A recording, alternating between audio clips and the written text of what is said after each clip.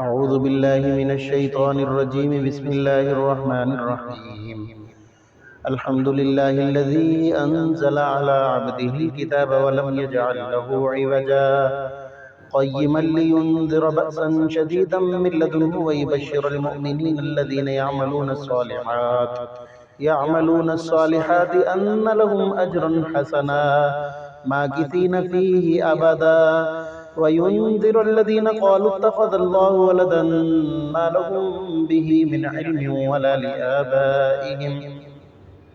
كبرت كلمة تخرج من أفواههم إن يقولون إلا كذبا فلعلك باخع نفسك على آثارهم إن لم يؤمنوا بهذا الحديث أسفا إنا جعلنا ما على الأرض زينة لها لنبلوهم أيهم أحسن عملا وإنا لجاعلون ما عليها صعيدا جرزا أم حسبت أن أصحاب الكهف والرقيم كانوا من آياتنا عجبا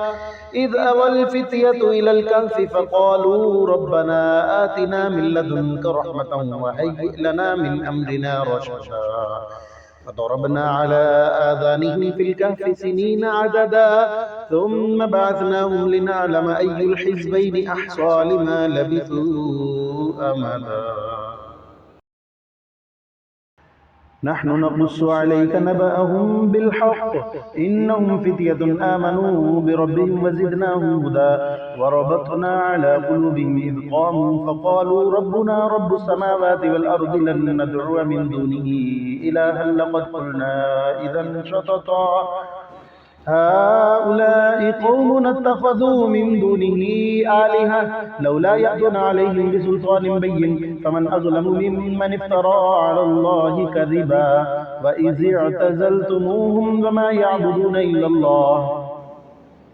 إلا الله فأووا إلى الكهف ينشر لكم ربكم من رحمته ويهيئ لكم من أمركم مرفقا وترى الشمس إذا طلعت تزاور عن كهفهم ذات اليمين وإذا غربت تقرضهم ذات الشمال وهم في فجوة منه ذلك من آيات الله من يهد الله فهو المهتد ومن يضلل فلن تجد له وليا مرشدا وتحسبهم أيقاظا وهم رقود ونقلبهم ذات اليمين وذات الشمال وكلبهم باسط ذراعيه بالوصيد لو اطلعت عليهم لوليت منهم فرارا ولملئت منهم رعبا وكذلك بعثناهم ليتساءلوا بينهم قال قائل منهم كم لبثتم قالوا لبثنا يوما أو بعض يوم قالوا ربكم أعلم بما لبثتم فابعثوا أحدكم بورقكم هذه إلى المدينة فلينظر أيها أزكى طعاما فليأتكم برزق منه وليتلطف ولا يشعرن بكم أحدا إنهم إن يظهروا عليكم يرجموكم أو يعيدوكم في ملتهم ولن تفلحوا إذا أبدا وكذلك أعثرنا عليهم ليعلموا أن وعد الله حق وأن الساعة لا ريب فيها إذ يتنازعون بينهم أمرهم فقالوا ابنوا عليهم بنيانا ربهم أعلم بهم قال الذين غلبوا على أمرهم لنتخذن عليهم مسجدا سيقولون ثلاثة رابعهم كلبهم ويقولون خمسة سادسهم كلبهم رجما بالغيب ويقولون سبعة وثامنهم كلبهم قل ربي أعلم بعدتهم ما يعلمهم إلا قليل فلا تمار فيهم إلا مراء ظاهرا ولا تستفت فيهم منهم أحدا ولا تقولوا لشيء إني فاعل ذلك غدا إلا أن يشاء الله واذكر ربك إذا نسيت وقل عسى أن يهديني ربي لأقرب من هذا رشدا ولبثوا في كهفهم 300 سنين وازدادوا 9 قل الله أعلم بما لبثوا له غيب السماوات والأرض أبصر به وأسمع ما لهم من دونه من ولي ولا يشرك في حكمه أحدا واتل ما أوحي إليك من كتاب ربك لا مبدل لكلماته ولن تجد من دونه ملتحدا واصبر نفسك مع الذين يدعون ربهم بالغداة والعشي يريدون وجهه ولا تعد عيناك عنهم تريد زينة الحياة الدنيا ولا تطع من أغفلنا قلبه عن ذكرنا واتبع هواه وكان أمره فرطا وقل الحق من ربكم فمن شاء فليؤمن ومن شاء فليكفر إنا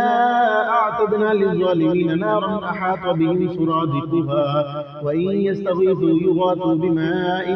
كالمهل يشفي الوجوه بئس الشراب وساءت مرتفقا إن الذين آمنوا وعملوا الصالحات إنا لا نضيع أجر من أحسن عملا أولئك لهم جنات عدن تجري من تحتهم الأنهار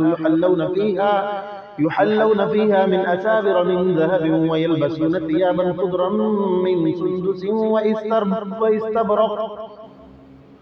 خضرا من سندس واستبرق متكئين فيها على الأرائك نعم الثواب وحسنت مرتفقا واضرب لهم مثل الرجلين جعلنا لأحدهما جنتين من أعناب وحففناهما بنخل وجعلنا بينهما زرعا كلتا الجنتين آتت أكلها ولم تظلم منه شيئا وفجرنا خلالهما نهرا وكان له ثمر فقال لصاحبه وهو يحاوره أنا أكثر منك مالا وأعز نفرا ودخل جنته وهو ظالم لنفسه قال ما أظن أن تبيد هذه أبدا وما أظن الساعة قائمة ولئن رددت إلى ربي لأجدن خيرا منها منقلبا قال له صاحبه وهو يحاوره أكفرت بالذي خلقك من تراب ثم من نطفة ثم سواك رجلا لكن هو الله ربي ولا أشرك بربي أحدا ولولا إذ دخلت جنتك قلت ما شاء الله لا قوة إلا بالله إن ترني أنا أقل منك مالا وولدا فعسى ربي أن يؤتيني خيرا من جنتك ويرسل عليها حسبانا من السماء فتصبح صعيدا زلقا أو يصبح ماؤها غورا فلن تستطيع له طلبا وأحيط بثمره فأصبح يقلب كفيه على ما أنفق فيها وهي خاوية على عروشها ويقول يا ليتني لم أشرك بربي أحدا ولم تكن له فئة ينصرونه من دون الله وما كان منتصرا هنالك الولاية لله الحق هو خير ثوابا وخير عقبا واضرب لهم مثل الحياة الدنيا كماء إن أنزلناه من السماء فاختلط به نبات الأرض فأصبح هشيما تذروه الرياح وكان الله على كل شيء مقتدرا المال والبنون زينة الحياة الدنيا والباقيات الصالحات خير عند ربك ثوابا وخير أملا ويوم نسير الجبال وترى الأرض بارزة وحشرناهم فلم نغادر منهم أحدا وعرضوا على ربك صفا لقد جئتمونا كما خلقناكم أول مرة بل زعمتم أن لن نجعل لكم موعدا ووضع الكتاب فترى المجرمين مشفقين مما فيه ويقولون يا ويلتنا ما لهذا الكتاب لا يغادر صغيرة ولا كبيرة إلا أحصاها ووجدوا ما عملوا حاضرا ولا يظلم ربك أحدا وإذ قلنا للملائكة اسجدوا لآدم فسجدوا إلا إبليس كان من الجن ففسق عن أمر ربه أفتتخذونه وذريته أولياء من دوني وهم لكم عدو بئس للظالمين بدلا ما أشهدتهم خلق السماوات والأرض ولا خلق أنفسهم وما كنت متخذ المضلين عضدا ويوم يقول نادوا شركائي الذين زعمتم فدعوهم فلم يستجيبوا لهم وجعلنا بينهم موبقا ورأى المجرمون النار فظنوا أنهم واقعوها ولم يجدوا عنها مصرفا ولقد صرفنا في هذا القرآن للناس من كل مثل وكان الإنسان أكثر شيء جدلا وما منع الناس أن يؤمنوا إذ جاءهم الهدى ويستغفروا ربهم إلا أن تأتيهم سنة الأولين أو يأتيهم العذاب قبلا وما نرسل المرسلين إلا مبشرين ومنذرين ويجادل الذين كفروا بالباطل ليدحضوا به الحق واتخذوا آياتي وما أنذروا هزوا ومن أظلم ممن ذكر بآيات ربه فأعرض عنها ونسي ما قدمت يداه إنا جعلنا على قلوبهم أكنة أن يفقهوا وفي آذانهم وقرا وإن تدعوهم إلى الهدى فلن يهتدوا إذا أبدا وربك الغفور ذو الرحمة لو يؤاخذهم بما كسبوا لعجل لهم العذاب بل لهم موعد لن يجدوا من دونه موئلا وتلك القرى أهلكناهم لما ظلموا وجعلنا لمهلكهم موعدا وإذ قال موسى لفتاه لا أبرح حتى أبلغ مجمع البحرين أو أمضي حقبا فلما بلغا مجمع بينهما نسيا حوتهما فاتخذ سبيله في البحر سربا فلما جاوزا قال لفتاه آتنا غداءنا لقد لقينا من سفرنا هذا نصبا قال أرأيت إذ أوينا إلى الصخرة فإني نسيت الحوت وما أنسانيه إلا الشيطان نذكره واتخذ سبيله في البحر عجبا قال ذلك ما كنا نبغي فارتدا على آثارهما قصصا فوجدا عبدا من عبادنا آتيناه رحمة من عندنا وعلمناه من لدنا علما قال له موسى هل أتبعك على أن تعلمني مما علمت رشدا قال إنك لن تستطيع معي صبرا وكيف تصبر على ما لم تحط به خبرا قال ستجدني إن شاء الله صابرا ولا أعصي لك أمرا قال فإن اتبعتني فلا تسألني عن شيء حتى أحدث لك منه ذكرا فانطلقا حتى إذا ركبا في السفينة خرقها قال أخرقتها لتغرق أهلها لقد جئت شيئا إمرا قال ألم أقل إنك لن تستطيع معي صبرا قال لا تؤاخذني بما نسيت ولا ترهقني من أمري عسرا فانطلقا حتى إذا لقيا غلاما فقتله قال أقتلت نفسا زكية بغير نفس لقد جئت شيئا نكرا قال ألم أقل لك إنك لن تستطيع معي صبرا قال إن سألتك عن شيء بعدها فلا تصاحبني قد بلغت من لدني عذرا فانطلقا حتى إذا أتيا أهل قرية استطعما أهلها فأبوا أن يضيفوهما فوجدا فيها جدارا يريد أن ينقض فأقامه قال لو شئت لاتخذت عليه أجرا قال هذا فراق بيني وبينك سأنبئك بتأويل ما لم تستطع عليه صبرا أما السفينة فكانت لمساكين يعملون في البحر فأردت أن أعيبها وكان وراءهم ملك يأخذ كل سفينة غصبا وأما الغلام فكان أبواه مؤمنين فخشينا أن يرهقهما طغيانا وكفرا فأردنا أن يبدلهما ربهما خيرا منه زكاة وأقرب رحما وأما الجدار فكان لغلامين يتيمين في المدينة وكان تحته كنز لهما وكان أبوهما صالحا فأراد ربك أن يبلغا أشدهما ويستخرجا كنزهما رحمة من ربك وما فعلته عن أمري ذلك تأويل ما لم تطع عليه صبرا. ويسألونك عن ذي القرنين قل سأتلو عليكم منه ذكرا إنا مكنا له في الأرض وآتيناه من كل شيء سببا فأتبع سببا حتى إذا بلغ مغرب الشمس وجدها تغرب في عين حمئة ووجد عندها قوما قلنا يا ذا القرنين إما أن تعذب وإما أن تتخذ فيهم حسنا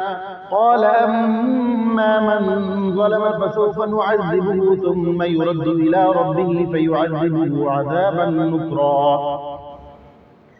وأما من آمن وعمل صالحا فله جزاء الحسنى وسنقول له من أمرنا يسرا ثم أتبع سببا حتى إذا بلغ مطلع الشمس وجدها تطلع على قوم لم نجعل لهم من دونها سترا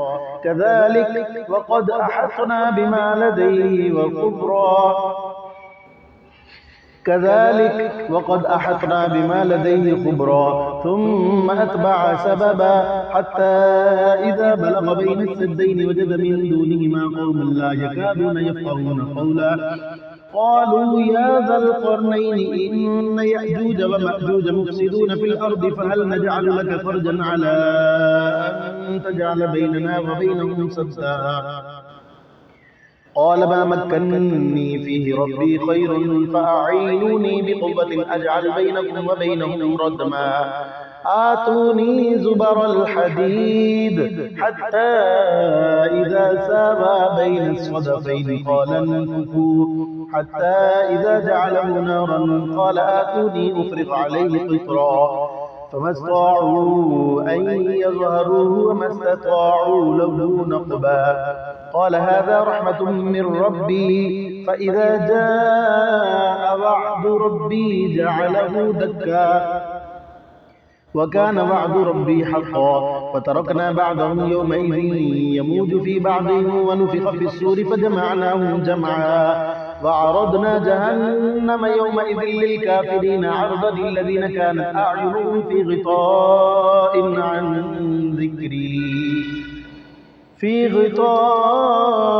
عن ذكري وكانوا لا يستطيعون سمعا أفحسب الذين كفروا أن يتخذوا عبادي من دوني أولياء إنا أعتدنا جهنم للكافرين نزلا قل هل ننبئكم بالأخسرين أعمالا الذين ضل سعيهم في الحياة الدنيا وهم يحسبون أنهم يحسنون صنعا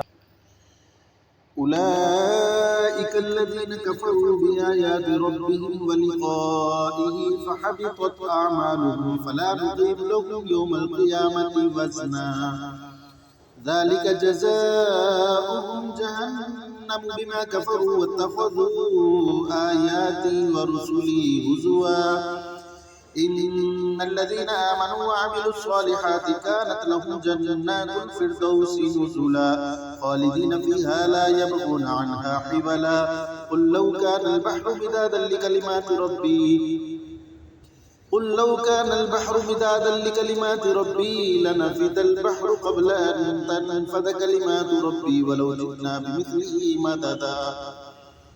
قل إنما أنا بشر مثلكم يوحى إلي أنما إلهكم إله واحد فمن كان يرجو لقاء ربه فليعمل عملا صالحا ولا يشرك بعبادة ربه أحدا صدق الله العظيم وصدق رسوله النبي الكريم الأمين ونحن على ذلك لمن الشاهدين والشاكرين